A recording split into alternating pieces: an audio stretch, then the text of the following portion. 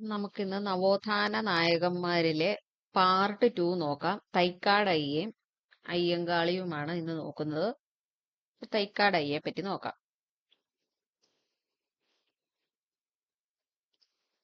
1814 മുതൽ 1909 വരെയാണ് തൈക്കാട് അയ്യയുടെ കാലഘട്ടം. 1814 മുതൽ 1909 വരെയാണ്. 1814 തമിഴ്നാട്ടിലെ നഗലപുരത്താണ് അയ്യാസ്വാമികൾ ജനിച്ചത്. 1814 തമിഴ്നാട്ടിലെ നഗലപുരത്താണ് അയ്യാസ്വാമികൾ ജനിച്ചത്. അദ്ദേഹത്തിന്റെ യഥാർത്ഥ പേര് സുബ്ബരായർ എന്നായിരുന്നു. സുബ്ബരായർ എന്നാണ്. സുബ്ബരായർ എന്നായിരുന്നു. മാതാപിതാക്കൾ മുത്തുകുമാരനും രുക്മിണി അമ്മാളുമായിരുന്നു. അദ്ദേഹത്തിന്റെ അച്ഛനും മുത്തച്ഛനുമായ ശ്രീ ഋഷികേശൻ യോഗയിലും ആത്മീയ ശാസ്ത്രങ്ങളിലും പണ്ഡിതനും യോഗാചാര്യനും ഗ്രന്ഥകാരനുമായിരുന്നു. തൈക്കാടയ്യ സ്വാമി ശ്രീനാരായണ ഗുരുവിന്റെയും ചട്ടമ്പി സ്വാമികളുടെയും അയ്യങ്കാളിയുടെയും ഗുരുനാഥനായിരുന്നു. അപ്പൊ എന്താണ്, തൈക്കാടയ്യ ആരുടെയൊക്കെ ഗുരുവായിരുന്നു? ശ്രീനാരായണ ഗുരു, ചട്ടമ്പി സ്വാമി, അയ്യങ്കാളി എന്നിവരുടെയൊക്കെ ഗുരുവായിരുന്നു. ഇതിനകത്ത് സുബ്രായൻ എന്നുള്ള പേര് ഓർത്തിരിക്കുക. പിന്നെ ഗുരുക്കള് ആരുടെയൊക്കെ ഗുരുവായിരുന്നു എന്നുള്ളത് ഓർത്തിരിക്കുക. മാതാപിതാക്കൾ നൽകിയ പേര് സുബ്ബരായർ എന്നായിരുന്നു. അപ്പൊ എന്താണ്, മാതാപിതാക്കൾ നൽകിയ പേര് സുബ്ബരായർ എന്നായിരുന്നു. ഉദ്യോഗാർത്ഥം ദീർഘകാലം തിരുവനന്തപുരത്ത് തൈക്കാട്ട് താമസമാക്കിയിരുന്നു. അങ്ങനെയാണ് തൈക്കാട് അയ്യാസ്വാമി എന്ന പേരിൽ ഇദ്ദേഹം പിൽക്കാലത്ത് പ്രസിദ്ധനാകാൻ ഇടയായത്. അപ്പം മാതാപിതാക്കൾ നൽകിയ പേര് അല്ലെങ്കിൽ പഴയ പേര് എന്നൊക്കെ ചോദിച്ചാൽ സുബ്ബരായർ ആണ്. ആത്മീയതയ്ക്കും ഭൗതികതയ്ക്കും തുല്യ പ്രാധാന്യം നൽകി ജാതി മത വർഗ വർണ്ണ ലിംഗഭേദമന്യേ സാധാരണക്കാരുടെ ഇടയിലേക്ക് ഇറങ്ങിച്ചെല്ലുകയും താഴ്ന്ന വിഭാഗങ്ങളിലുള്ളവർക്കു ബ്രാഹ്മണരോടും തന്നോടും ഒപ്പം തുല്യസ്ഥാനം നൽകുകയും ചെയ്ത യോഗിവര്യനായിരുന്നു ഇദ്ദേഹം.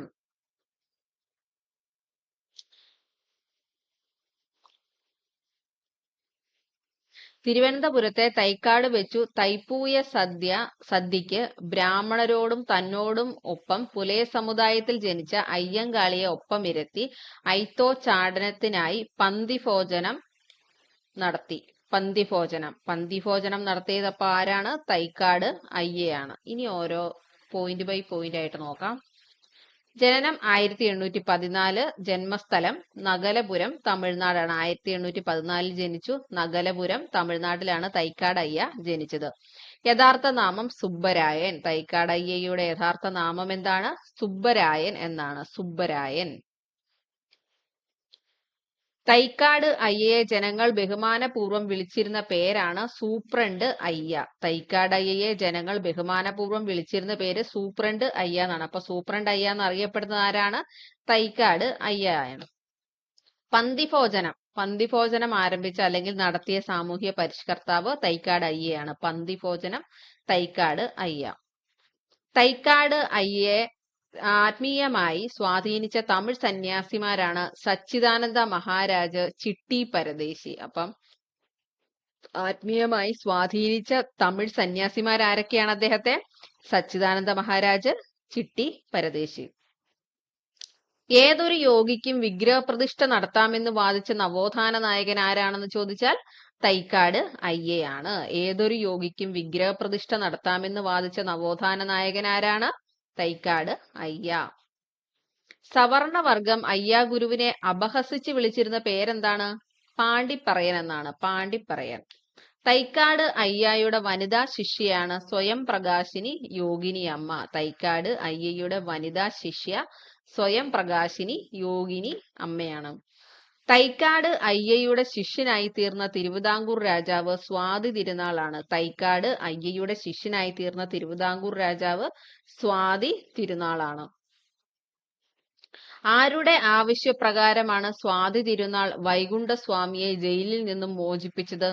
തൈക്കാട് അയ്യാ ഗുരുവിന്റെ. നമ്മൾ മുൻ ക്ലാസ്സിൽ നമ്മൾ പറഞ്ഞിരുന്നു 110 ദിവസം ജയിലിൽ അടച്ചിരുന്നു വൈകുണ്ഠസ്വാമിയെ, അല്ലെ? അപ്പം ആരുടെ ആവശ്യപ്രകാരമാണ് വൈകുണ്ഠസ്വാമിയെ ജയിലിൽ നിന്ന് മോചിപ്പിച്ചത്? തൈക്കാട് അയ്യാ ഗുരുവിന്റെ. ആയില്യം തിരുനാൾ മഹാരാജാവിന്റെ കാലത്ത് തൈക്കാട് അയ്യയെ തൈക്കാട് റെസിഡൻസിയിലെ മാനേജരായി നിയമിച്ചത് മഗ്രിഗറാണ്. മഗ്രിഗർ.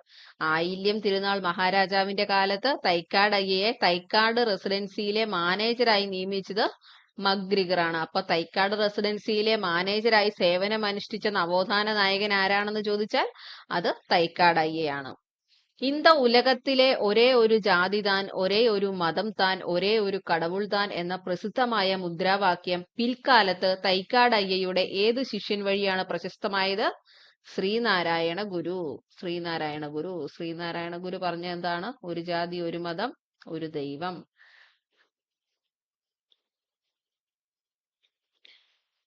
ചട്ടമ്പി സ്വാമിയെയും ശ്രീനാരായണ ഗുരുവിനെയും യോഗ അഭ്യസിപ്പിച്ചിരുന്നത് തൈക്കാട് അയ്യയാണ്. ചട്ടമ്പി സ്വാമിയെയും ശ്രീനാരായണ ഗുരുവിനെയും യോഗ അഭ്യസിപ്പിച്ചത് ആരാണ്? തൈക്കാട് അയ്യയാണ്. തൈക്കാട് അയ്യയും വൈകുണ്ഠസ്വാമിയും തമ്മിൽ കണ്ടുമുട്ടിയത് നാഗർകോവിൽ വെച്ചാണ്. തൈക്കാട് അയ്യയും വൈകുണ്ഠസ്വാമിയും കണ്ടുമുട്ടിയത് എവിടെ വെച്ചാണ്? നാഗർകോവിൽ വെച്ചാണ്. തൈക്കാട് അയ്യ പ്രഭാഷണങ്ങൾ നടത്തിയിരുന്നത് ചെന്നൈയിലെ അഷ്ടപ്രധാന സഭയിലാണ്. ചെന്നൈയിലെ അഷ്ടപ്രധാന സഭയിൽ തൈക്കാട് അയ്യ പ്രഭാഷണങ്ങൾ നടത്തിയിരുന്നത് എവിടെയാണ്? ചെന്നൈയിലെ അഷ്ടപ്രധാന സഭയിലാണ്. ഗുരുവിന്റെ ഗുരു എന്ന് വിശേഷിപ്പിക്കുന്ന നവോത്ഥാന നായകനാണ് തൈക്കാട് അയ്യ. ഗുരുവിന്റെ ഗുരു. ഗുരു ആരാണ്? ശ്രീനാരായണ ഗുരുവാണ്. ഗുരുവിന്റെ ഗുരു എന്ന് വിശേഷിപ്പിക്കുന്ന നവോത്ഥാന നായകൻ തൈക്കാട് അയ്യയാണ്. സദാനന്ദ സ്വാമി എന്ന പേരിൽ അറിയപ്പെട്ടിരുന്ന നവോത്ഥാന നായകനാണ് തൈക്കാട് അയ്യ. അപ്പൊ സദാനന്ദ സ്വാമി എന്നറിയപ്പെട്ടിരുന്നത് ആരാണ്? തൈക്കാട് അയ്യയാണ്. തൈക്കാട് അയ്യ. സാനഡു എന്ന ഔദ്യോഗിക വസതിയിൽ താമസിച്ച നവോത്ഥാന നായകൻ തൈക്കാട് അയ്യയാണ്. സാനഡു എന്ന ഔദ്യോഗിക വസതിയിൽ താമസിച്ചിരുന്ന നവോത്ഥാന നായകൻ തൈക്കാട് അയ്യയാണ്.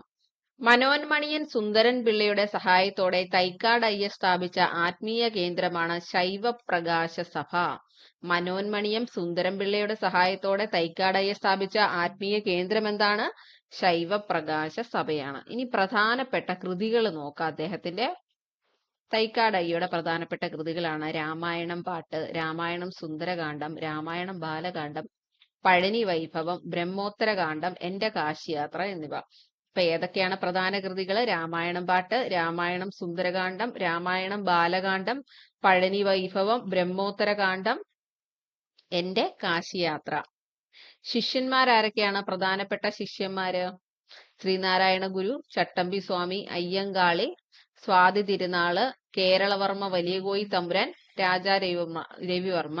അപ്പൊ ആരൊക്കെയാണ് പ്രധാന ശിഷ്യന്മാര്? ശ്രീനാരായണ ഗുരു, ചട്ടമ്പി സ്വാമികൾ, അയ്യങ്കാളി, സ്വാതി തിരുനാൾ, കേരളവർമ്മ വലിയകോയി തമ്പുരാൻ, രാജാ രവിവർമ്മ. അത്രയാണ് തൈക്കാട് അയ്യയെ പറ്റിയുള്ളത്. ഇനി അയ്യങ്കാളി നോക്കാം.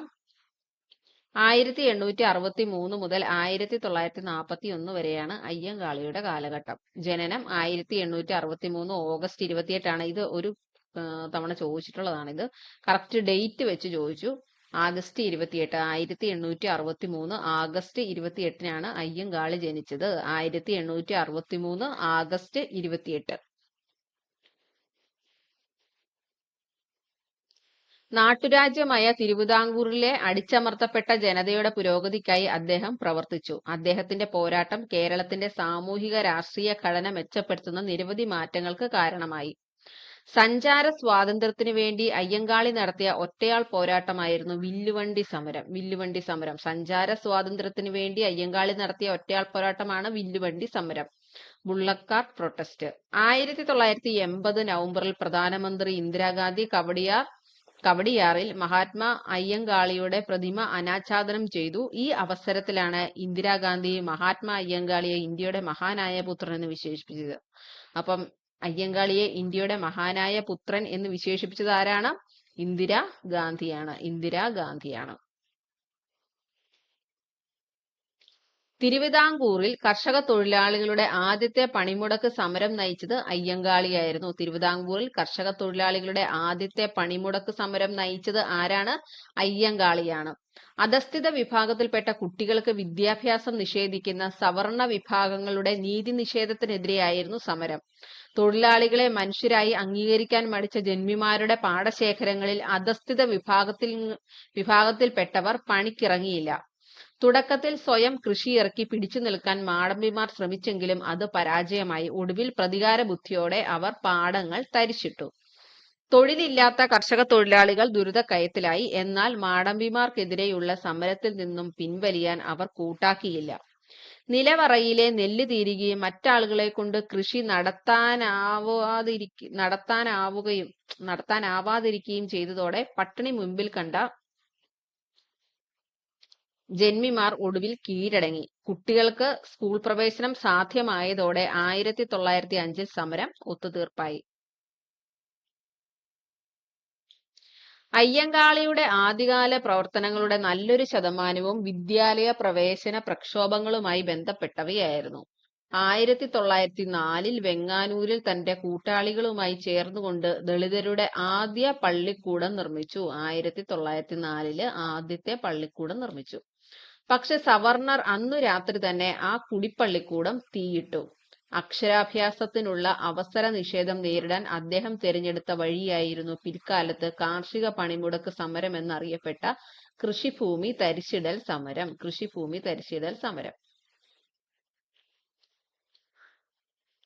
1907 ദളിതർക്കു പള്ളിക്കൂടത്തിൽ പ്രവേശനം അനുവദിച്ചുകൊണ്ടുള്ള ഉത്തരവുണ്ടായി. 1907 ദീർഘനാളത്തെ ഭൂമി തരിശിടൽ സമരത്തിന്റെ ഒത്തുതീർപ്പ് വ്യവസ്ഥയുടെ ഭാഗമായിരുന്നു ഈ ഉത്തരവ്. അപ്പൊ ഈ ഭൂമി തരിശിടൽ സമരം ആരുമായി ബന്ധപ്പെട്ടിരിക്കുന്നു എന്ന് ചോദിച്ചിട്ടുണ്ടെങ്കിൽ അത് അയ്യങ്കാളിയുടെ സമരവുമായിട്ട് ബന്ധപ്പെട്ടിരിക്കുന്നതാണെന്ന് ഓർക്കുക.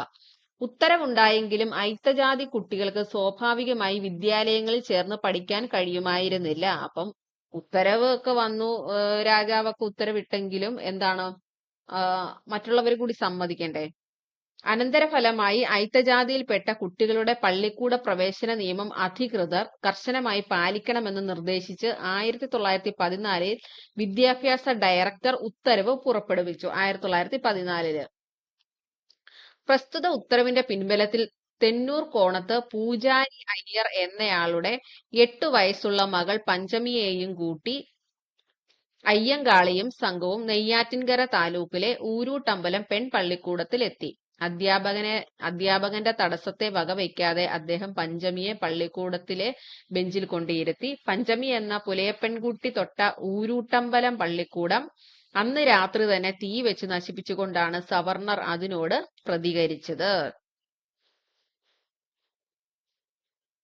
ഇത്തരമൊരു ഘട്ടത്തിലാണ് അയിത്തജാതിക്കാർക്കായി പ്രത്യേക പള്ളിക്കൂടം എന്നൊരാശയം അയ്യങ്കാളിക്ക് തോന്നിയത്. അയിത്തജാതിക്കാർക്കായിട്ട് പ്രത്യേക ഒരു പള്ളിക്കൂടം.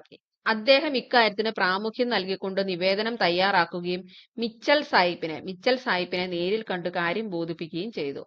ഇതിന്റെ ഫലമായി 1914 വെങ്ങാനൂർ പുതുവൽ വിളാകത്തോ മലയാളം പള്ളിക്കൂടം അനുവദിച്ചുകൊണ്ട് സർക്കാർ ഉത്തരവ് പുറപ്പെടുവിച്ചു. 1905 അയ്യങ്കാളിയും കൂട്ടരും കെട്ടിയുയർത്തിയ കുടിപ്പള്ളിക്കൂടമാണ് ഇപ്രകാരം സർക്കാർ പള്ളിക്കൂടമായിട്ട് മാറിയത്. 1886 എല്ലാ ജാതി മതസ്ഥർക്കും ഉപയോഗിക്കാനായി രാജവീതി തുറന്നു കൊടുക്കപ്പെട്ടെങ്കിലും സമൂഹം അത് അനുവദിച്ചില്ല. പുലയജാതിയിൽ ജനിച്ച അയ്യങ്കാളിക്ക് ചെറുപ്പം മുതൽ തന്നെ അനുഭവിക്കേണ്ടി വന്ന ഒരു സാമൂഹിക അസമത്വമാണ് സഞ്ചാര സ്വാതന്ത്ര്യ നിഷേധം. വിശേഷ വസ്ത്രങ്ങൾ അണിഞ്ഞ് വില്ലുവണ്ടിയിലായിരുന്നു അക്കാലത്തെ പ്രമാണിമാരുടെ സഞ്ചാരം. ഇവരുടെ യാത്രക്കിടയിൽ ചെന്നുപെടുന്ന കീഴാളർ വഴി മാറി നടക്കേണ്ടിയിരുന്നു. ഈ ഗർവിനെ അതേ നാണയത്തിൽ നേരിടാൻ അയ്യങ്കാളി തീരുമാനിച്ചു. അദ്ദേഹം ഒരു കാളവണ്ടി വാങ്ങി തലപ്പാവ് ധരിച്ച് പൊതുവീതിയിലൂടെ സാഹസിക യാത്ര നടത്തി. സവർണജാതിക്കാർ ഈ യാത്ര തടഞ്ഞു. അയ്യങ്കാളി തന്റെ കയ്യിലുണ്ടായിരുന്ന കത്തി വലിച്ചൂരി സവർണറെ വെല്ലുവിളിച്ചു. അയ്യങ്കാളിയെ എതിരിടാൻ ആർക്കും ധൈര്യമുണ്ടായില്ല. അദ്ദേഹം ആരെയും കൂസാതെ തന്നെ വണ്ടിയിൽ യാത്ര തുടർന്നു. അങ്ങനെയൊക്കെ ഓരോ ഇൻസിഡൻസ് ആണ് ഈ പറഞ്ഞിരിക്കുന്നത്. ഇനി നമുക്ക് ഓരോ പോയിന്റ്സ് നോക്കാം. അയ്യങ്കാളി ജനിച്ചത് എവിടെയാണ്? വെങ്ങാനൂരാണ്, തിരുവനന്തപുരമാണ്. ബാല്യകാല നാമം എന്താണ്? കാളി എന്നാണ്. അയ്യങ്കാളിയുടെ ബാല്യകാല നാമം കാളി എന്നാണ്. മരണം വരിച്ചത് 1941 ജൂലൈ 18 ക്യാൻസർ ആണ്. ക്യാൻസർ ബാധിതനായിട്ടാണ് അയ്യങ്കാളി മരിക്കുന്നത്. 1941 ജൂൺ 18 മരണപ്പെടുന്നത്. ആധുനിക ദളിതരുടെ പിതാവ് എന്നറിയപ്പെടുന്നത് അയ്യങ്കാളിയാണ്. ആളിക്കത്തിയ തീപ്പൊരി എന്നറിയപ്പെട്ടിരുന്ന നവോത്ഥാന നായകൻ അയ്യങ്കാളിയാണ്. അയ്യങ്കാളിയാണ്. തിരുവിതാംകൂറിൽ കർഷക തൊഴിലാളികളുടെ ആദ്യ പണിമുടക്ക് സമരം നയിച്ചത് അയ്യങ്കാളിയാണ്. തിരുവിതാംകൂറിൽ കർഷക തൊഴിലാളികളുടെ ആദ്യ പണിമുടക്ക് സമരം നയിച്ചത് അയ്യങ്കാളിയാണ്. ഇന്ത്യയിലെ ആദ്യത്തെ തൊഴിലാളി നേതാവ് എന്ന് വിശേഷിപ്പിക്കപ്പെടുന്നത് അയ്യങ്കാളിയാണ്. ഇന്ത്യയിലെ ആദ്യത്തെ തൊഴിലാളി നേതാവ് എന്ന് വിശേഷിപ്പിക്കപ്പെടുന്ന വ്യക്തി ആരാണെന്ന് ചോദിച്ചാൽ അത് അയ്യങ്കാളിയാണ്. ചാലിയത്തെരുവ് ലഹളയുടെ സൂത്രധാരൻ അയ്യങ്കാളിയാണ്. ചാലിയത്തെരുവ് ലഹള 1898 നടന്നത്. 1898. അധസ്ഥിതരുടെ ഉന്നമനത്തിനു വേണ്ടി പ്രയത്നിച്ച പരിഷ്കർത്താവ്. അധസ്ഥിതരുടെ ഉന്നമനത്തിനു വേണ്ടി പ്രയത്നിച്ച പരിഷ്കർത്താവ്. താഴ്ന്ന ജാതിക്കാർക്ക് പൊതുനിരത്തുകൾ തുറന്നു കിട്ടുന്നതിനും സ്കൂൾ പ്രവേശനം നൽകുന്നതിനും ഉൾപ്പെടെയുള്ള പൗരാവകാശങ്ങൾ ഉറപ്പാക്കുന്നതിനു വേണ്ടി നിലകൊണ്ട നവോത്ഥാന നായകൻ. സാമൂഹിക അസമത്വങ്ങൾ പരിഹരിക്കാനും അധസ്ഥിതരുടെ സാമൂഹ്യനില മെച്ചപ്പെടുത്തുന്നതിനുമുള്ള ഒരു മൂലധനമാണ് വിദ്യാഭ്യാസം എന്ന് തിരിച്ചറിഞ്ഞ നവോത്ഥാന നായകൻ. ഇതൊക്കെ സ്റ്റേറ്റ്മെന്റ് ആയിട്ടൊക്കെ ചോദിക്കാൻ സാധ്യതയുള്ളത് കൊണ്ടാണ് ഇത്രയും ഡീറ്റെയിൽ ആയിട്ട് ചെറിയ ചെറിയ കാര്യങ്ങൾ വരെ പറയുന്നത്. സാമൂഹിക അസമത്വങ്ങൾ പരിഹരിക്കാനും അധസ്ഥിതരുടെ സാമൂഹിക നില മെച്ചപ്പെടുത്തുന്നതിനുമുള്ള ഒരു മൂലധനമാണ് വിദ്യാഭ്യാസം എന്ന് തിരിച്ചറിഞ്ഞ നവോത്ഥാന നായകൻ. പിന്നാക്ക ജാതിയിൽപ്പെട്ട കുട്ടികൾക്ക് വേണ്ടി അയ്യങ്കാളി കുടിപ്പള്ളിക്കൂടം സ്ഥാപിച്ചത് വെങ്ങാനൂരാണ്. 1904. അപ്പൊ എന്നാണ് പിന്നാക്ക ജാതിയിൽപ്പെട്ട കുട്ടികൾക്ക് വേണ്ടിയിട്ട് അയ്യങ്കാളി കുടിപ്പള്ളിക്കൂടം സ്ഥാപിച്ചത്? വെങ്ങാനൂരാണ്. 1904. ഞങ്ങളുടെ കുട്ടികൾക്ക് പഠിക്കാൻ സൗകര്യം നൽകിയില്ലെങ്കിൽ കാണായ പാഠങ്ങളിലെല്ലാം മുട്ടിപ്പുല്ല് കുരിപ്പിക്കുമെന്ന് പ്രഖ്യാപിച്ച നവോത്ഥാന നായകൻ അയ്യങ്കാളിയാണ്. ഞങ്ങളുടെ കുട്ടികൾക്ക് പഠിക്കാൻ സൗകര്യം നൽകിയില്ലെങ്കിൽ കാണായ പാഠങ്ങളിൽ എല്ലാം മുട്ടിപ്പുല്ല് കുരിപ്പിക്കും എന്ന് പ്രഖ്യാപിച്ച നവോത്ഥാന നായകൻ അയ്യങ്കാളിയാണ്. അയ്യങ്കാളി സമുദായ കോടതി സ്ഥാപിച്ച സ്ഥലം വെങ്ങാനൂരാണ്. അയ്യങ്കാളി സമുദായ കോടതി സ്ഥാപിച്ചത് എവിടെയാണ്? വെങ്ങാനൂരാണ്. ശ്രീമൂലം പ്രജാസഭയിൽ അംഗമായ ആദ്യ SC വിഭാഗത്തിൽപ്പെട്ടയാൾ അയ്യങ്കാളിയാണ്. അയ്യങ്കാളി ശ്രീമൂലം പ്രജാസഭയിൽ അംഗമായ വർഷം 1911 ഡിസംബർ 5. അയ്യങ്കാളി ശ്രീമൂലം പ്രജാസഭയിൽ അംഗമായ വർഷം 1911 ഡിസംബർ 5. ശ്രീമൂലം പ്രജാസഭയിൽ തുടർച്ചയായി 28 വർഷം അംഗമായിരുന്ന കേരളത്തിലെ സാമൂഹ്യ പരിഷ്കർത്താവ് അയ്യങ്കാളിയാണ്. ശ്രീമൂലം പ്രജാസഭയിൽ എത്ര വർഷം ഉണ്ടായിരുന്നു? 28 വർഷം തുടർച്ചയായിട്ട് അംഗമായിരുന്നു. 1912 നെടുമങ്ങാട് ചന്തക്കലാപത്തിന് നേതൃത്വം നൽകിയത് അയ്യങ്കാളിയാണ്. അപ്പൊ നെടുമങ്ങാട് ചന്തക്കലാപം 1912 അയ്യങ്കാളിയാണ് നേതൃത്വം നൽകിയത്. അയ്യങ്കാളിയെ ആകർഷിച്ച ബ്രഹ്മനിഷ്ഠ വിദ്യാമഠത്തിന്റെ സ്ഥാപകനാണ് സദാനന്ദ സ്വാമി. അയ്യങ്കാളിയെ ആകർഷിച്ച ബ്രഹ്മനിഷ്ഠ വിദ്യാമഠത്തിന്റെ സ്ഥാപകൻ സദാനന്ദ സ്വാമിയാണ്. പൊതുവഴിയിലൂടെ താഴ്ന്ന ജാതിക്കാർക്ക് സഞ്ചാര സ്വാതന്ത്ര്യത്തിനു വേണ്ടി അയ്യങ്കാളി നടത്തിയ സമരമാണ് വില്ലുവണ്ടി സമരം 1893. വില്ലുവണ്ടി സമരം എന്നാണ്? 1893. എന്തിനു വേണ്ടിയാണ്? പൊതുവഴിയിലൂടെ താഴ്ന്ന ജാതിക്കാർക്കുള്ള സഞ്ചാര സ്വാതന്ത്ര്യത്തിന് വേണ്ടിയിട്ടുള്ള സമരമായിരുന്നു വില്ലുവണ്ടി സമരം 1893. എവിടെ മുതൽ എവിടം വരെയാണ്? വെങ്ങാനൂർ മുതൽ കവടിയാർ കൊട്ടാരം വരെയാണ് വില്ലുവണ്ടി സമരം നടന്നത്. വെങ്ങാനൂർ മുതൽ കവടിയാർ കൊട്ടാരം വരെ ഇമ്പോർട്ടന്റ് ആണ്. വെങ്ങാനൂർ മുതൽ കവടിയാർ കൊട്ടാരം വരെ. സാധുജന പരിപാലന സംഘം സ്ഥാപിച്ചത് 1907. സാധുജന പരിപാലന സംഘം സ്ഥാപിച്ചത് 1907. അയ്യങ്കാളിയാണ് സ്ഥാപിച്ചത്. സാധുജന പരിപാലന സംഘത്തിന്റെ പേര് പുലയ മഹാസഭ എന്നാക്കിയത് 1938. സാധുജന പരിപാലന സംഘത്തിന്റെ പേര് പുലയ മഹാസഭ എന്നാക്കിയത് 1938. സാധുജന പരിപാലന സംഘത്തിന്റെ മുഖപത്രം എന്താണ്? സാധുജന പരിപാലിനിയാണ്. സാധുജന പരിപാലിനിയുടെ മുഖ്യ പത്രാധിപർ ആരാണ്? ചെമ്പന്തറ കാളിച്ചോതി കറുപ്പൻ. തിരുവിതാംകൂറിലെ പുലയരുടെ ആദ്യത്തെ വിപുലമായ സമ്മേളനം കൊല്ലം സമ്മേളനമാണ്. 1915 നടന്നത്. തിരുവിതാംകൂറിലെ പുലയരുടെ ആദ്യത്തെ വിപുലമായ സമ്മേളനമാണ് കൊല്ലം സമ്മേളനം. 1915.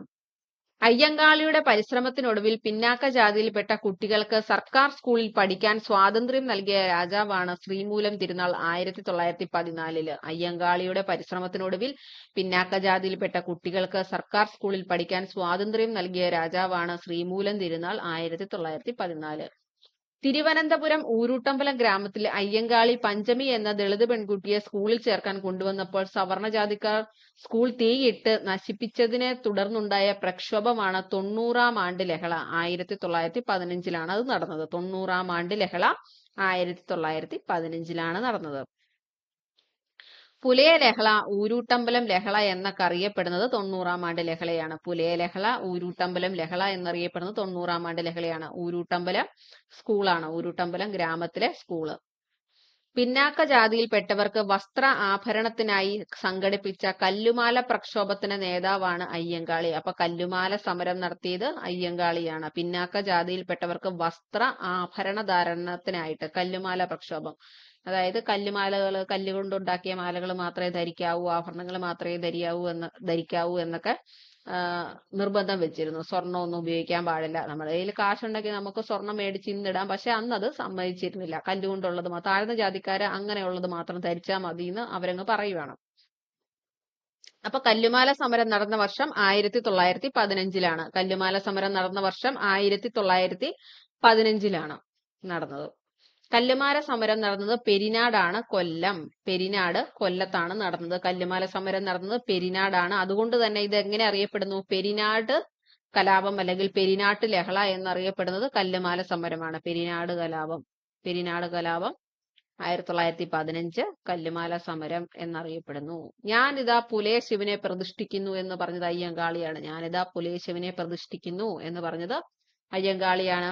അയ്യങ്കാളിയെ ഗാന്ധിജി സന്ദർശിച്ച വർഷം 1937 അയ്യങ്കാളിയെ ഗാന്ധിജി സന്ദർശിച്ച വർഷം 1937 അവസാനമായിട്ട് ഗാന്ധിജി കേരളത്തിൽ വന്ന സമയമാണ് 1937. ഒരു തീർത്ഥാടനം എന്നൊക്കെ പറഞ്ഞ് ഗാന്ധിജി വന്നതാണ് 1937. അയ്യങ്കാളിയുടെ പ്രതിമ തിരുവനന്തപുരത്ത് അനാച്ഛാദനം ചെയ്തത് ഇന്ദിരാഗാന്ധിയാണ്. അയ്യങ്കാളിയുടെ പ്രതിമ തിരുവനന്തപുരത്ത് അനാച്ഛാദനം ചെയ്തത് ഇന്ദിരാഗാന്ധിയാണ്. അപ്പോഴാണ് ഇന്ത്യയുടെ മഹാനായ പുത്രൻ എന്നൊക്കെ അയ്യങ്കാളിയെ വിശേഷിപ്പിച്ചത്. ഇന്ത്യൻ തപാൽ വകുപ്പ് അയ്യങ്കാളിയെ അനുസ്മരിച്ച സ്റ്റാമ്പ് പുറത്തിറക്കിയത് 2002 ആഗസ്റ്റ് 12 ഇന്ത്യൻ തപാൽ വകുപ്പ് അയ്യങ്കാളിയെ അനുസ്മരിച്ച സ്റ്റാമ്പ് പുറത്തിറക്കിയത് 2002 ഓഗസ്റ്റ് 12 അയ്യങ്കാളി സ്മാരകം സ്ഥിതി ചെയ്യുന്നത് ചിത്രകൂടമാണ്, വെങ്ങാനൂരാണ്. അയ്യങ്കാളി സ്മാരകം സ്ഥിതി ചെയ്യുന്നത് ചിത്രകൂടം, വെങ്ങാനൂർ. കേരള പട്ടികജാതി വികസന വകുപ്പിന്റെ ആസ്ഥാനം അയ്യങ്കാളി ഭവൻ, തിരുവനന്തപുരമാണ്. കേരള പട്ടികജാതി വികസന വകുപ്പാണ്. വികസന വകുപ്പിന്റെ ആസ്ഥാനം അയ്യങ്കാളി ഭവൻ, തിരുവനന്തപുരമാണ്. കേരള പട്ടികജാതി പട്ടികവർഗ വികസന കോർപ്പറേഷൻ തൃശ്ശൂരാണ്.